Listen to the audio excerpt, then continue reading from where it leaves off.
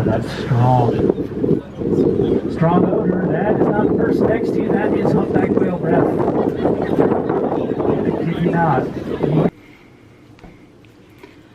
Well, hello, Flosstube. She creeps back. Welcome to Grandma's World. I'm Debbie, and I have been absent again. I don't know what's going to happen with this. I am not consistent putting things up, so I don't really expect people to hang out, but I like to do it. It's fun to do, and I want to get started on Christmas decorating today. In fact, tomorrow my grandson, I think tomorrow my son is going to bring my grandson over and help me decorate my Christmas tree. He wrote me a text last week, or maybe the week before. They had just put up their Christmas tree, and my 4-year-old grandson had enjoyed decorating it so much that he was taking all the ornaments off so that he could put them all back on again. Taking the ornaments off and putting them back on again. So my son said, could Grandma use any help with her Christmas tree? And I said, sure. Not last weekend, but this coming up weekend, starting tomorrow. So I need to do the preliminary stuff. He will be putting the ornaments on the outsides of the branches, but I decorate the inside of my tree first. I like to put colorful balls in there and all, so I'll do that first, and then we'll see how that goes. Yeah, it's been very lively around here, and I have a new hobby. It has nothing to do with embroidery floss, so I'm not going to waste time talking about it here, but I've been spending a lot of time with it, and I haven't really been doing a lot of stitching. It has not stopped me from buying things, working some in the evenings on CrossStitch and other things, and so I have bags of things sitting around. It's time to clear the decks and decorate for Christmas. I think that my plan was to put my fall decorations up before I started this, so we'll see how it edits together. But all of that has to be put away. So I said, you know what, Deb, you're gonna pack all this away anyway. Go ahead and pack it, clear your table, gather up all these bags of things that you've been collecting to do a floss tube someday, and let's do it. Let's get it done.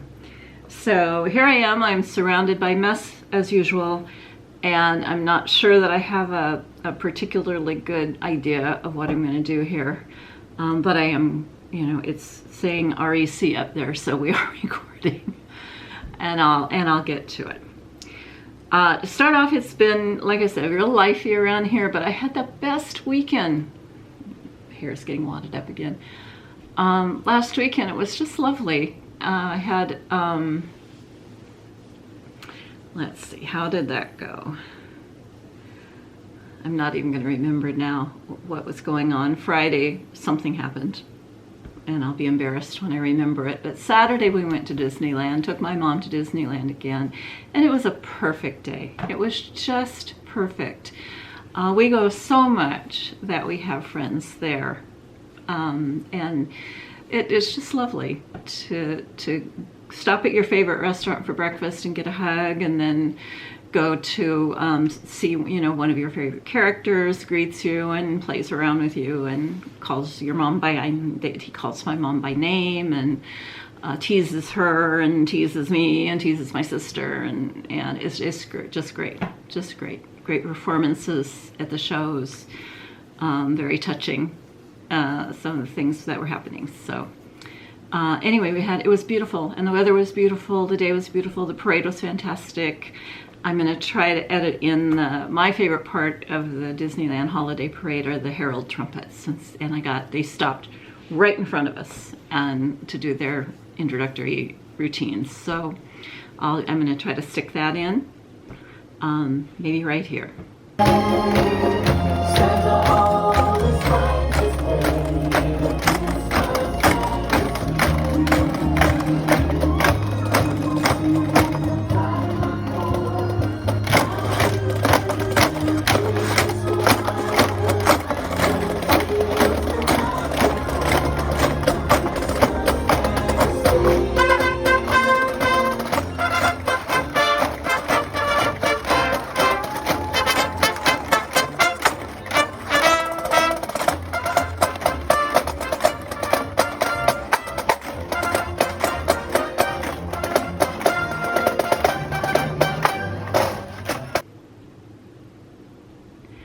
we'll see how that went. We'll see how my editing skills are not getting much better, I'm afraid. Then on Sunday, gosh, I've totally lost track of it. It just rolled one thing into another quite nicely.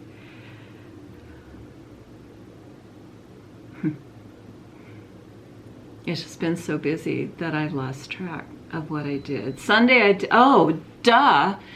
So normally, this is why I'm confused. Normally, I spend all day Sunday, most of the day Monday, and Thursday with my mom. And this was what my brother and sister and I set up so that she would not have to go into assisted living. We just check in on her, make sure that we're, you know, giving her support so that she can stay in her home. And Sunday is usually my day, but when we go to Disneyland on Saturday, I don't go to her house on Sunday. Instead, on Sunday, our New West Symphony here in California did their final performance of the season that I bought for this year. And they did Beethoven's Ninth, all 74 minutes of it. Brought in full orchestra, the New West Symphony Orchestra, and then choirs, 3 different college choirs, 4 opera-trained level soloists. Oh, it was glorious. It was just fabulous. And it was why I bought the season. I've enjoyed the whole season, but the reason that I bought it was that that's a bucket list thing for me, was to hear the Ninth in person and be able to feel the music as well as hear it. So that was fabulous on Sunday. And then Monday I went to my mom's. I took my little walk through the park near her first and then picked her up, and we went to Michael's to do shopping. Now, if you're new here, I'll just clue you in that my mom is 90 and she's very functional for a 90-year-old. It's why we can take her to Disneyland and why I can take her shopping. And we spent about an hour and a half just wandering through Michael's, enjoying the Christmas music and the decorations. And I spent more money than she did, but she bought a few things. But I kept finding just the right thing for this and just the right thing for that. So I have had bags of that. I'm not going to share those, but we had a really nice time, and then we went to lunch at a Mexican restaurant that she likes a lot. And then it was Tuesday, Wednesday, and I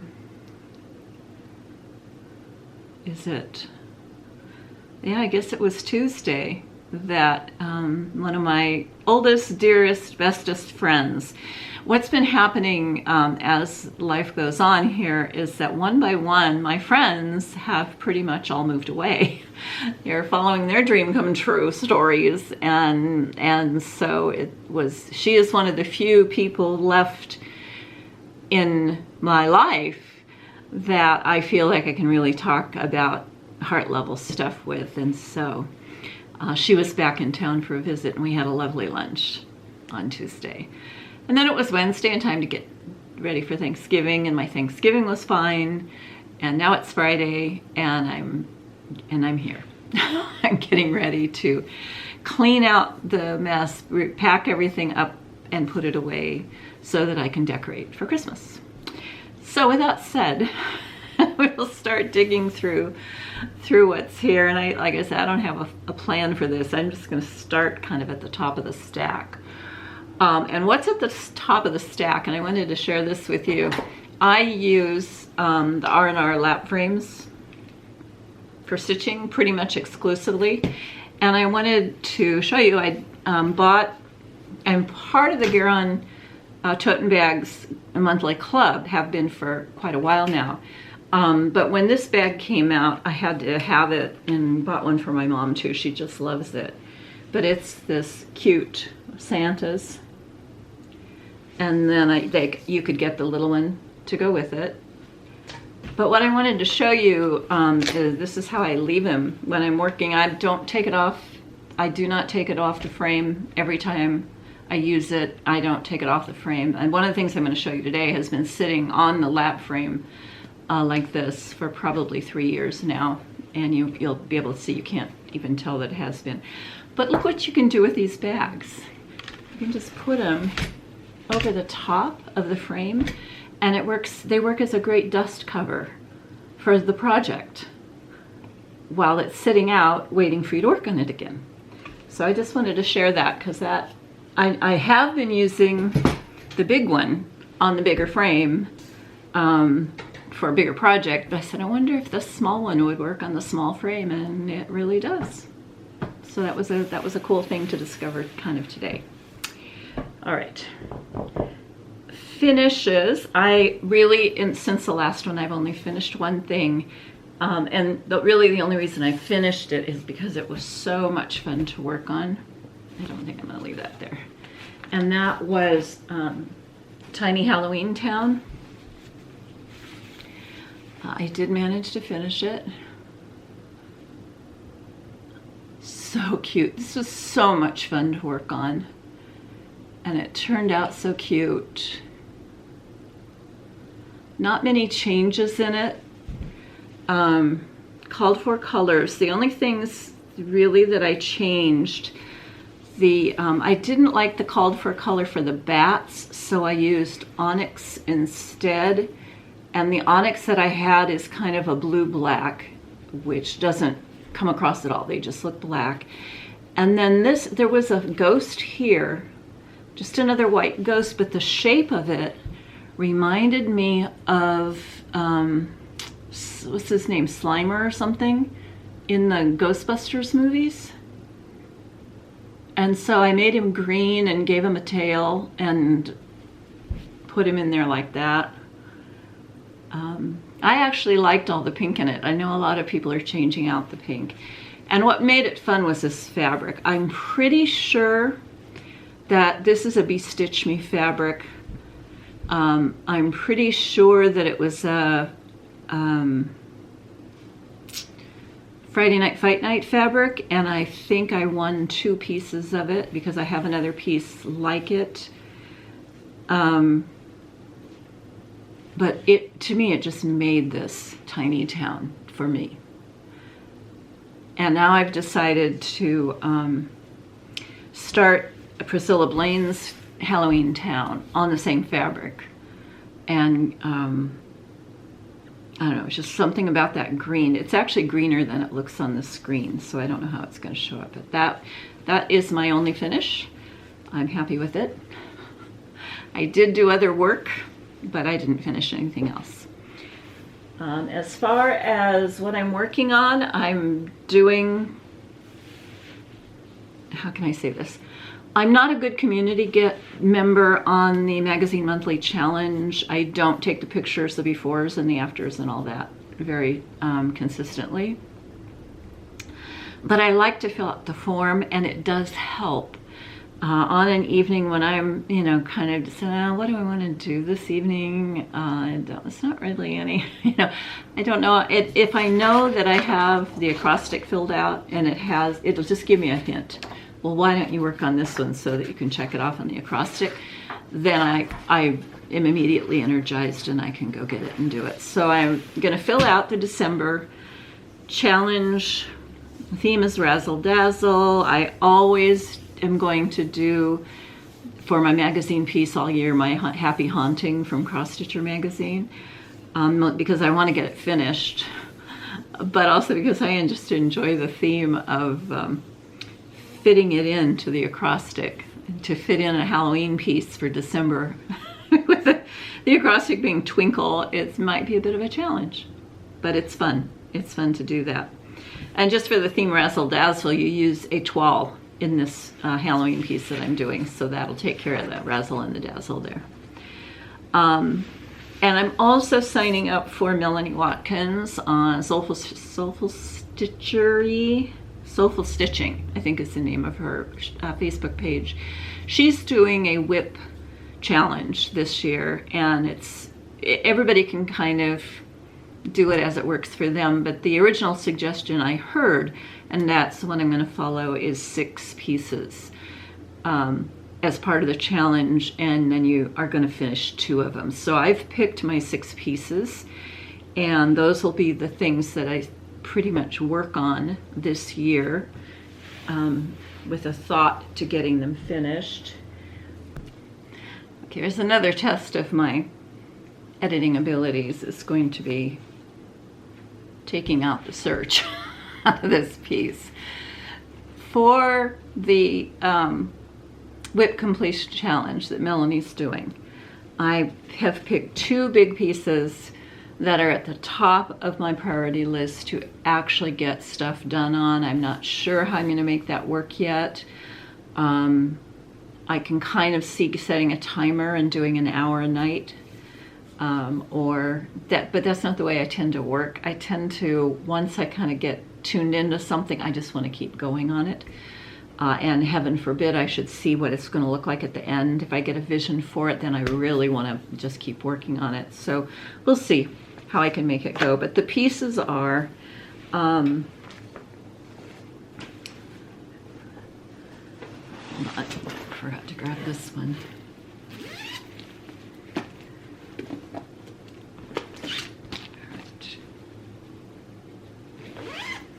And I know I've shown this before. Carriage House Samplings, Shores of Hawk Run Hollow. This is what the original looks like. And I'm doing mine for my guest room, which is kind of an ocean-themed room. And I want to feature this piece as a tribute to the Whydah pirate ship that was sunk. It sunk and is now being recovered off the coast of Cape Cod in Massachusetts. And in order to tell the story of the Whydah, I moved a few blocks around and took 2 out to replace them. I replaced this one. This is the replacement, and it's from their Christmas at Hawk Run Hollow book. I ended up buying 3 books to do this one piece. So most of the blocks are from Shores. One of them is from Christmas, and then another one, this one down here, is from Halloween at Hawk Run Hollow. I would really like to finish this year. Now this is where I am so far. I have the top 4 done. And I made some changes. For example, well, for one thing, I didn't like the tree in front of this building, so I left it out. And then on this one, on this one over here, where they're bringing up the Whydah, working on the Whydah, is kind of infested with white sharks, great white sharks. And so I took out the sunfish that was up here and found an Etsy artist. I bought the chart for the great white shark and stuck it in there. I'm almost done with the center block. It's 2 blocks together. And I'm very close. I need to finish the compass in this corner. I need to finish the compass. I have these sails over here to finish. And the words. There are words up in this corner here. I need to put those in. And if you notice, I have little bits, like part of the compass is done, part of the roof over here is done, some of the lettering up here is done, part of the rocks over here is done.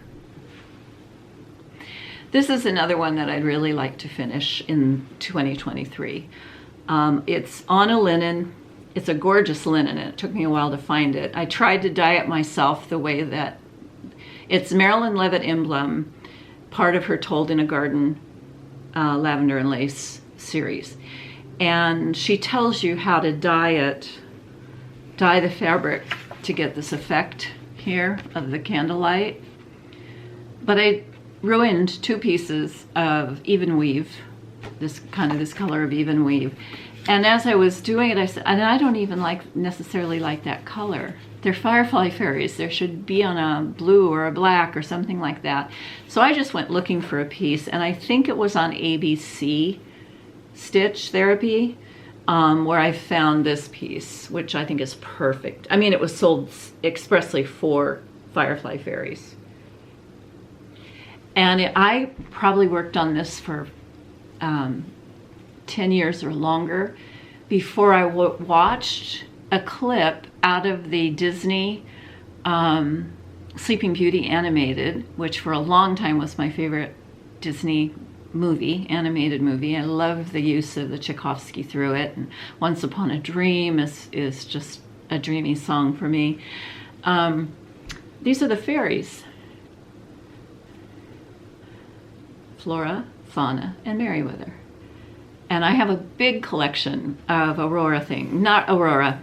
I started off with all of the Sleeping Beauty stuff, and I gradually have narrowed it down to just collecting Briar Rose. So I have that woodland scene is what it's, you know, she's only in that movie for 16 minutes, and most of it, she's asleep.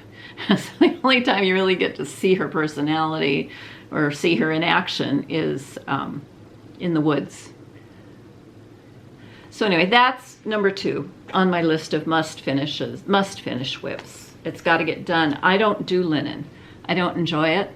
I think this looks fine, but there are issues with it here and there, and I'm not going to point them out to anybody, but it's not fun to me. It's not.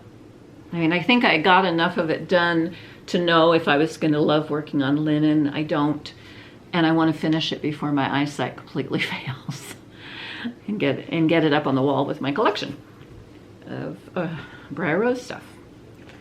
Briar Rose and the Faeries, all the Faeries, Flora, Fauna, Merriweather, and Maleficent I collect. So those are the 2 big pieces. The other 4 pieces I loved. I had already started Tiny Valentine Town before I did Halloween Town. And I loved doing Halloween Town so much that I said, oh, you'd have to get in there and finish Valentine Town. So that's on the list to finish. I'd like to get it done before Valentine's Day, get it finished, and be able to put it in my entry display. And then this is Happy Haunting, which is always the theme on my magazine monthly, but I'm putting it in the Finish Me This Year group. This was I don't know that I have that right here close by. Oh, here it is.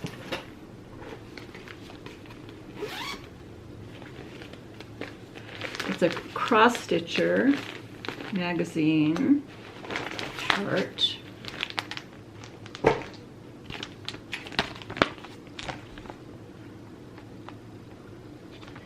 One of the things I don't like about CrossStitcher is they take their pictures and then they put all these like fake leaves and everything around on it, and you think it's all part of the chart, and then it's not. It's really, no, you're not, don't have to do all that. So I've got, you know, part of little bits and pieces. Again, for the magazine monthly, I would say, okay, well, this part of it, you know, O for owl, so I can go work on the owl, or the G. My favorite was the arsenic green in the poison bottles and that kind of stuff. So it is actually moving along. It's not that bad, and I think I can finish it by Halloween and get it. I already have the mounting board for it that I want to use. I already have the idea and all, so I'm going to get that one done. And then this one, how many is that? 1, 2, 3, 4. This is not, I would like to work on this pretty consistently with no, how do I want to say this? No fantasy, no delusions that I'm going to finish it this year or next year, or the one after that. But this is from 1992 Treasures in Needlework magazine. One of those lovely magazines that I don't think is available anymore.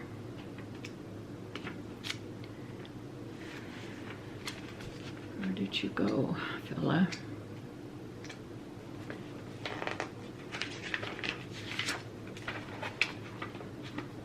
There was a really neat article in here about framing.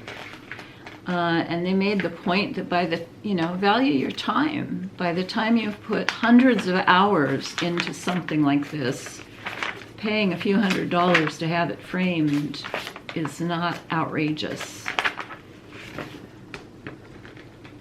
I should have turned this before I sat down, I guess. Unless this is the one I pulled the piece out of. I had 2 copies of the magazine, and I took the chart out of one. It might have been this one. Let's see if I can track him down. Yes, here. Oh, no, I did take it out. Maybe you can see what he looks like here. This is the chart. This is the picture, finished picture. It'll be this. And I've started it twice. The first start I did on an ecru Aida, and realized as I was working that the border here, it's not full, this is all full coverage, but the border is not. And as I was working on it, I said, you know, you're going to get this all done. You're going to work all of this thing out, and you're going to get to the border, and you're not going to like it because of the ecru. It's just going to show through. So I started over again on a fiddler. I love fiddler, and I got this far. There's a little bit more down there, but this is as far as I've gotten on this. And it's an older, it's a pre-variegated chart, so it's just a lot of confetti in it, and it slows me down. But I love it, and I want him finished, so that's going to be another one of those charts that I'm trying to work in consistent progress. I get really inspired by the people who, like Carolyn Zook, who works consistently, and makes progress, and eventually the things get done and they're gorgeous, and I'm sitting here going, gee, I just met her here 3 years ago, and look at everything she's finishing. And I've had this sitting on a frame for a long time. And then the last thing, I think number 6 for me, as part of the challenge, is going to be this. I just started it. It is Snowflower Diaries, Trust the Universe. And it's kind of hard to see, but this girl is tucked into a really big bird here. And I had to do some looking around to try to find a white. Where's my board? Yeah. To find a white that was going to show up for that bird. And this is what I've got here.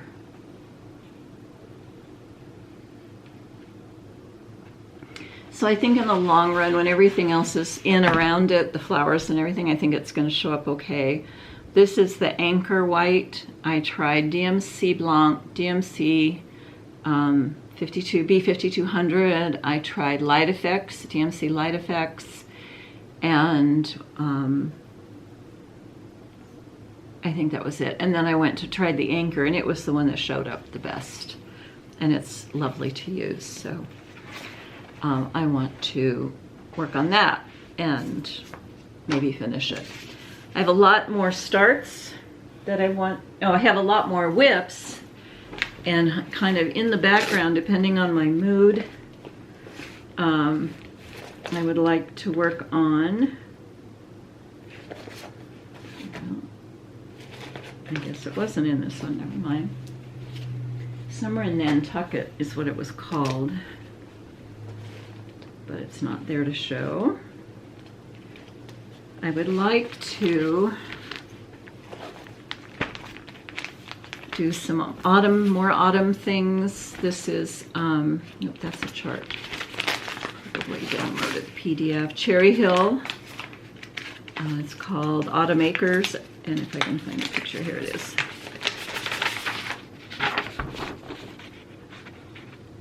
I'd like to work on that one.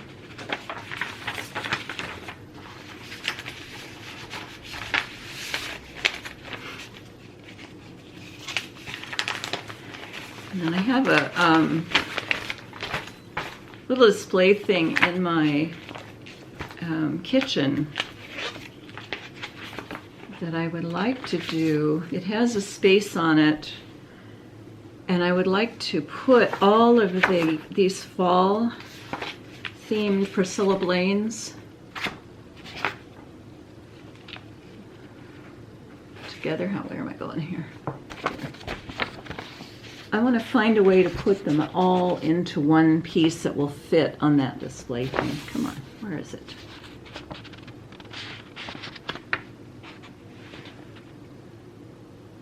So there's that one. I thought just the houses. I don't need the words, and I don't need the...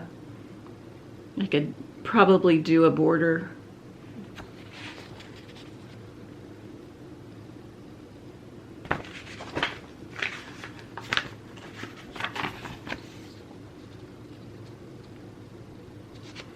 I liked all the fall ones.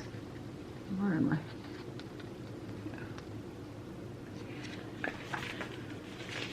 So I wouldn't mind doing those. I like to work on the black.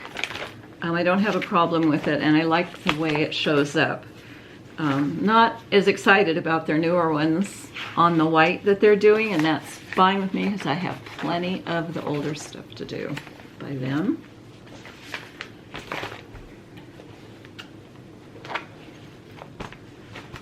More in here. Yeah, I have some other designers. This is my fall bag. So I wouldn't mind touching, get my hands on some of those. And this one I'd like to make some progress on. It is Couchman Creations humpbacks. I've had this chart for a long time. They're from Australia, and I did kind of get a start on it as far as giving myself some landmarks to bounce off of. So I finished I think I finished this line here along her underbelly there. And this is another one of those pieces that I really think if I would be consistent and do a little bit on it, maybe just work in one. I call them strands, so I use two threads at a time, and they come off the skein in a strand of 6 threads. So if I work in a strand, that's loading the needle 3 times, that works out to be about an hour of stitching for me. So I wouldn't mind making progress on that. I need a system, and I know that the magazine monthly really helps, and I know that the whip challenge is going to really help, but it's what I do. How do I do that? And then this, I did get started. I have everything I need to duplicate Priscilla's Jingle Bell Cafe. That got the metal can, and I got the bread box, so it's too wide for this, and so I'm looking at all of her other things. Like I have the gingerbread cookies, and I have this one, to see if I can just extend the design out so that it covers that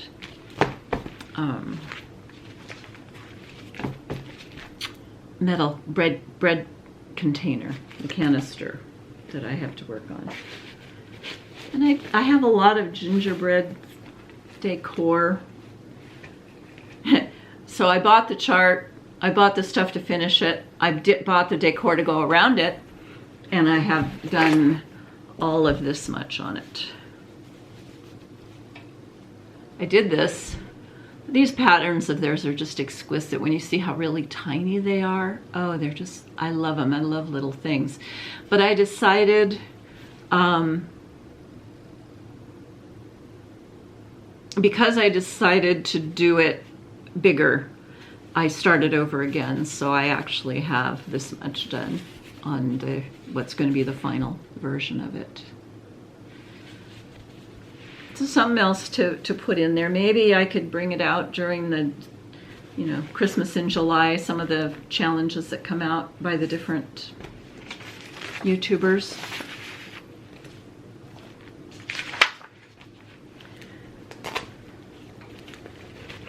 So that's kind of where my year is looking. I also have, and I thought I grabbed it to bring it out of here, Heartstring Samplery. Isn't that Beth Twist, I think?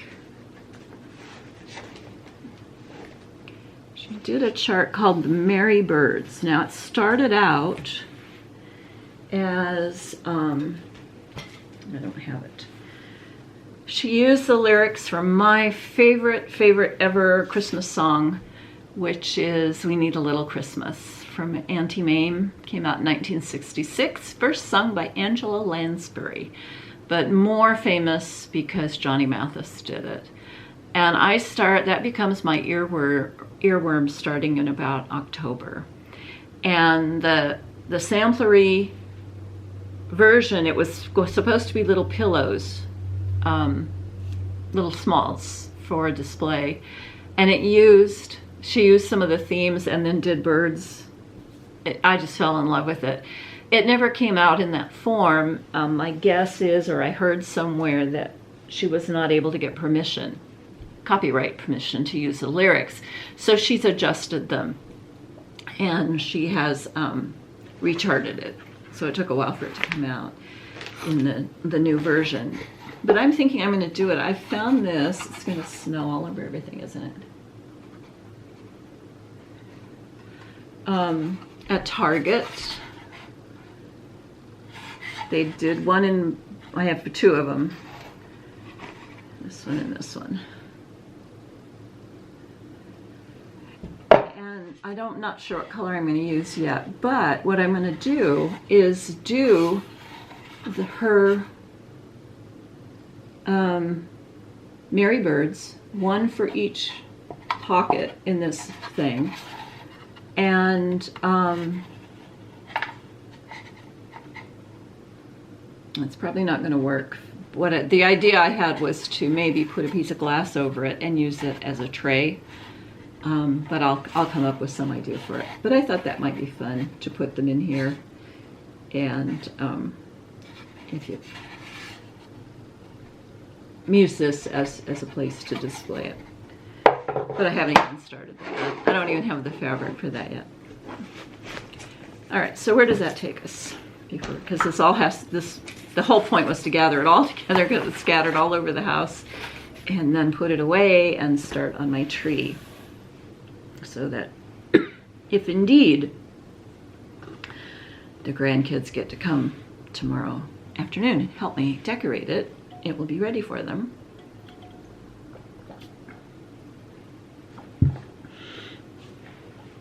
Other treasures, Target has just been a treasure trove of things.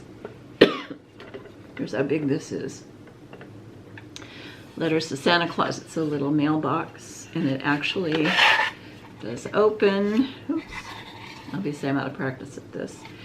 And it has these little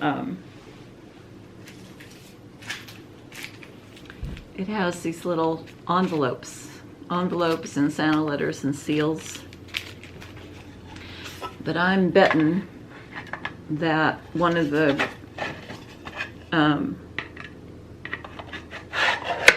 Stitching with the Housewives pieces by Priscilla, Blaine, or I might look at some of the others that do letters to Santa pieces to do for on here someday. They also had these, and I love the idea of a long piece here in the back, and it's a shadow box, so you have space to put other little Christmassy things in there, little trees or whatever. And then other treasures. This isn't CrossStitch, but it's Sandy Gervais 76 Trombones quilt panel, which is going to be perfect in my entry for the 4th of July, since my family was big marching band people. My mother has it partially quilted, and I had to do some tracking down to find it. I think I finally bought it on eBay or something. So I'm going to want to spend some time with that.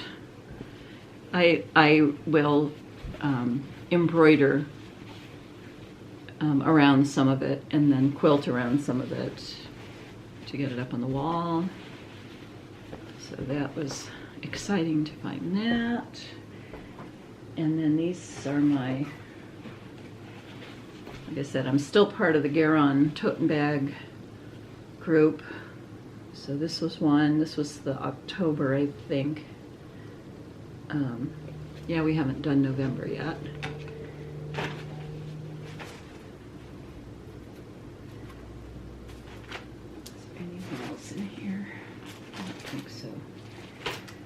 But my big investment for this year, as far as storage, I have a huge, as a quilter, I have a huge collection of fabric.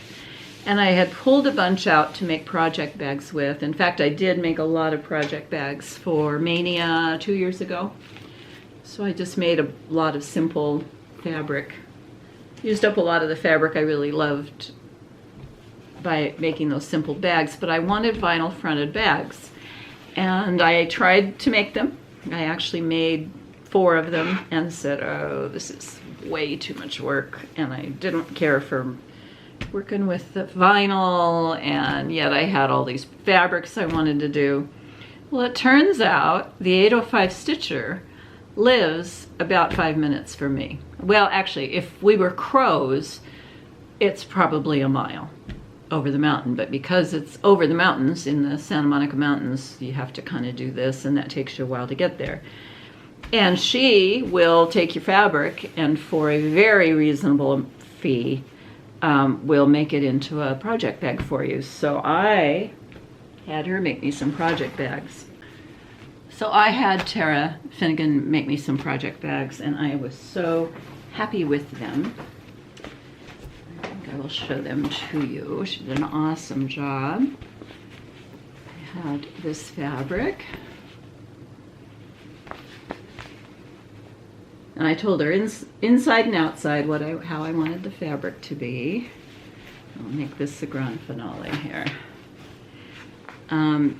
So Mom's favorite thing to do during COVID lockdown, and even now, it just carried through, was to work 300-piece Charles Wysocki puzzles. And particularly, I mean, they're by 300-piece Buffalo Games puzzles based on art by Charles Wysocki. And that turned out, I went looking to see, we were able to find a cross-stitch kit for some of Wysocki's pieces, and I bought each of us one of those, and then that was one of the bags I made, was for her, a Charles Wysocki fabric, but like I said, I didn't like doing it, so I gave some of this fabric to Tara, and she made the bag with the livestock inside. I love it. And then another one with the bricks. So excited to find that kit that I got started on and didn't go anywhere with. This is fabric I picked up in Utah one time and just fell in love with it. I don't know if it shows really, these are all butterflies kind of overlapped and metallic. Yeah, if I do that you can see the metallic. And then we put the companion fabric on the inside. And my favorite thing to do as a kid for vacation was to, about once every 3 years, my dad would drive us out to Kansas to my aunt and uncle's farm. And problem here. So when I saw this fabric, I said, oh, I need to have that. It really does remind me of Kansas and the farm. Farm is gone. They're all gone, my whole family from back there. My aunt, my uncle, and my cousin. I have one cousin left, but he doesn't live on the farm. He was not a farmer at heart. Corey Dentini.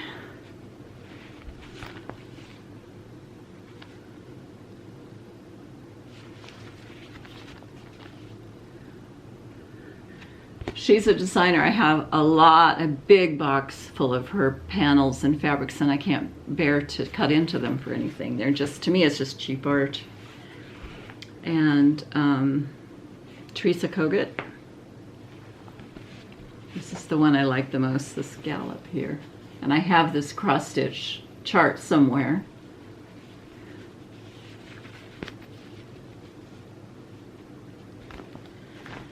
This is also Corey Dentini, and I asked her just to,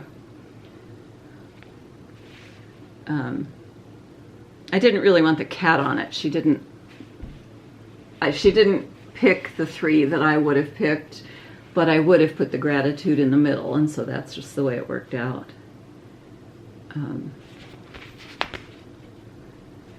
That one, this is California one.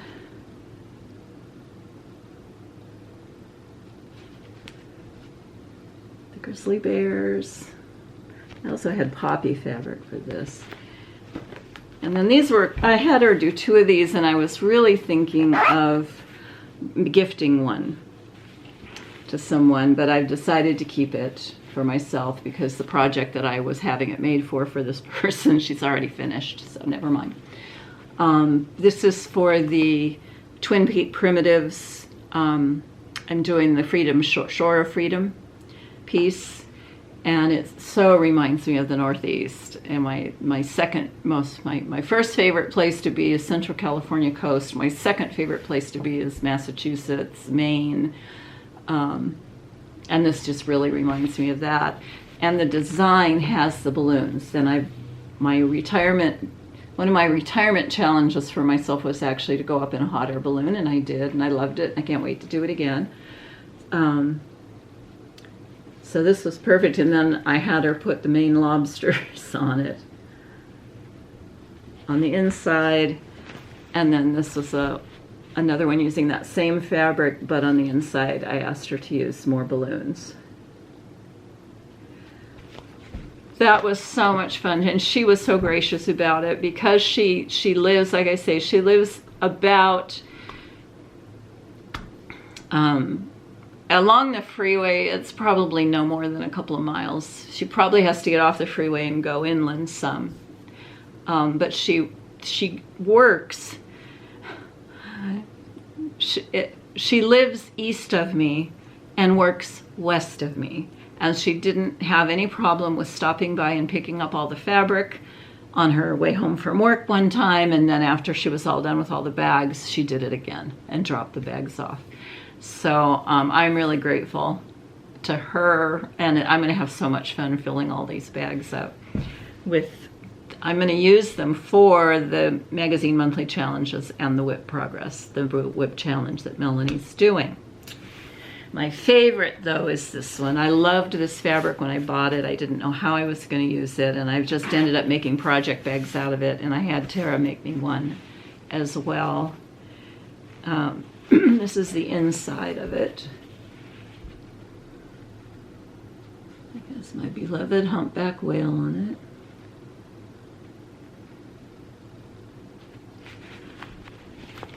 it. And then the back. Just stunning, just absolutely a fabulous bag. If you're new to me, you know that most of my life my happy place was Disneyland, and now my happy place is out on the water doing whale watches. So we have to trade off. Take my mom to the park. I still enjoy it. I still love it there. I think it's going to get better now under, I hope that this changeover in leadership that they've had lately will mean that the cast members get their due. It's the cast members that make the place magic, and they just, the morale has been pretty low. I mean, even we can notice it as guests. So I think that with this change of leadership that we just went through, I think that things will perk up some. And but I'm not sure it's going to take the place for me of humpback whales. The trips I've been on this summer are just about ready to go into their winter schedule, which means we'll be seeing gray whales, which means we don't have to go so far. They won't be so long, but we take an hour and a half round trip just to get out to where the humpbacks are in the deeper water. And the grays stay closer to the shore, so we don't have to be out so long traveling.